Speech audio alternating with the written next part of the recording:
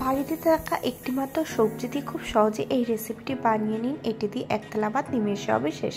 By the way, আমি মু, আপনাদের সকলকে আমার চ্যানেলে স্বাগত।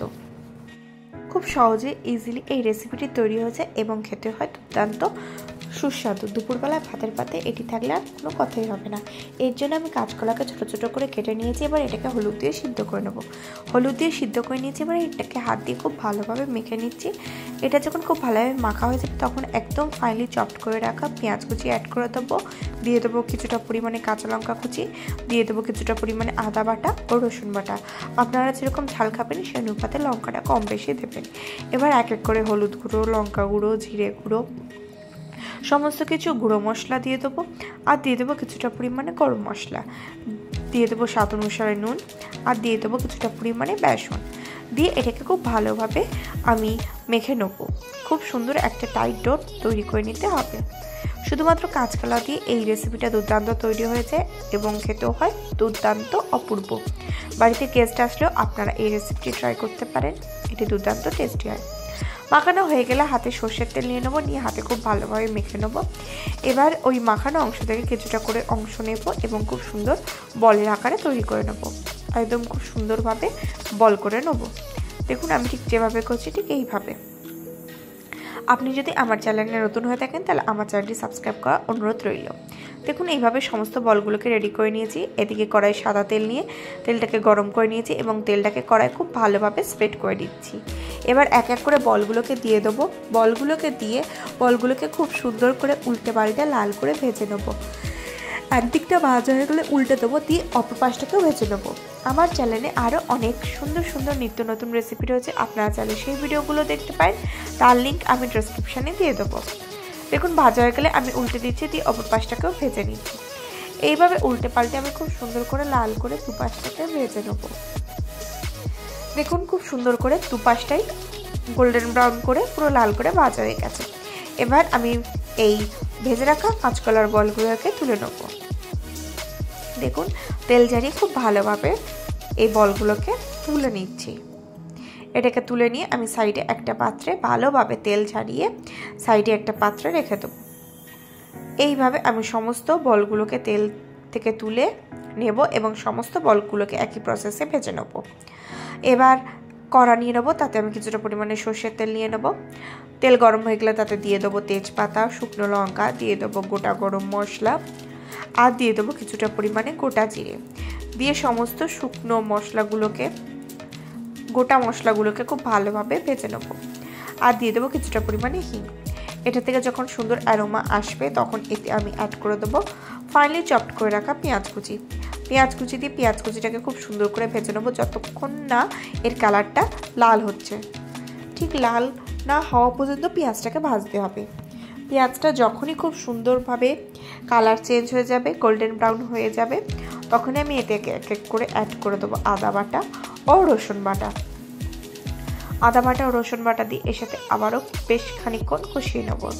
ওই 2-3 মিনিট মতন খুব ভালোভাবে কষিয়ে নেবো, তাহলেই এর কাঁচা গন্ধটা চলে যাবে। যখন এর কাঁচা গন্ধটা সুন্দরভাবে চলে যাবে তখন এতে টমেটো কুচি অ্যাড করে দেবো। টমেটো কুচি অ্যাড করার সাথে সাথেই এতে অ্যাড করে দেবো কিছুটা পরিমাণে নুন। তাহলে টমেটোটা খুব তাড়াতাড়ি কষেও যাবে এবং গলেও যাবে। আমি এবার এতে নুন অ্যাড করে দিলাম, দিয়ে এবার এটাকে আবারও কষতে থাকবো।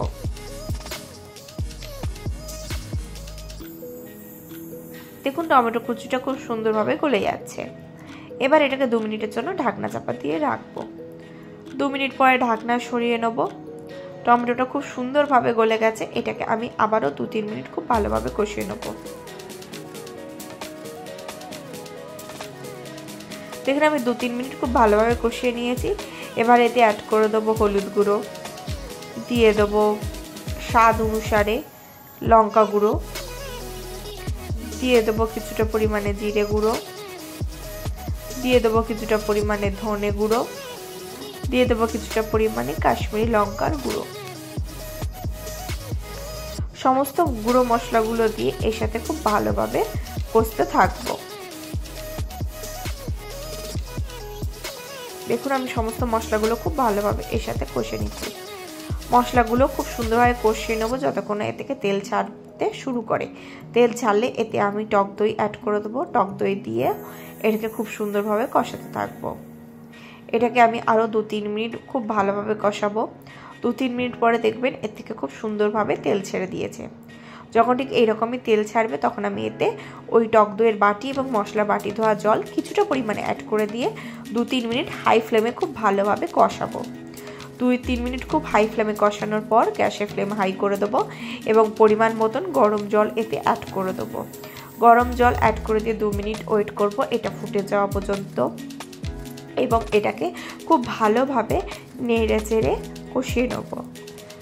2-3 মিনিট পরেই দেখবেন এটা খুব সুন্দরভাবে ফুটতে শুরু করেছে। যখন এটা ফুটতে শুরু করবে তখন আমি গ্যাসের ফ্লেমটাকে লো করে দেবো। এই সময় স্বাদটাকে ব্যালেন্স করার জন্য সামান্য পরিমাণে একটু চিনি অ্যাড করে দেবো আর কয়েকটা কাঁচা লঙ্কা কুচি অ্যাড করে দেবো। কিছুটা পরিমাণে কসুরি মেথি, ড্রাই রোস্ট করা কসুরি মেথি হাতে এরকমভাবে ঘষে এতে দিয়ে দেবো। এটাতে খুব সুন্দর একটা ফ্লেভার আসবে। এবার এটাকে 3-4 মিনিট খুব ভালোভাবে ফুটিয়ে নেব। 3-4 মিনিট পরে ভেজে রাখা কাঁচকলার বলগুলোকে এতে অ্যাড করে দেবো। দেখুন অ্যাড করে দিচ্ছি, দিয়ে এটাকে 2-3 মিনিট হাই ফ্লেমে খুব ভালোভাবে ফুটিয়ে নেব।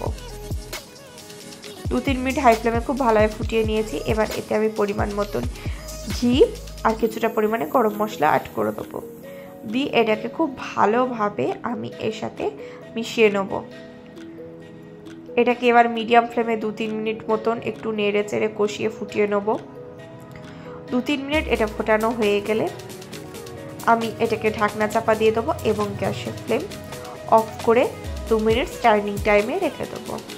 এবার এটাকে আমি গরম গরম পরিবেশন করে দেবো ভাতের সাথে। দুপুরবেলায় গরম ভাতের পাতে যদি এরকম একটা রেসিপি থাকে তাহলে কোনো কথা হবে না, একতলা ভাত নিমেষে হবে শেষ। আশা করি আজকের ভিডিওটি আপনাদের ভালো লেগেছে। ভালো লাগলে অবশ্যই লাইক করবেন, কমেন্ট করবেন, শেয়ার করবেন আর আমার চ্যানেলটি অতি অবশ্যই সাবস্ক্রাইব করবেন।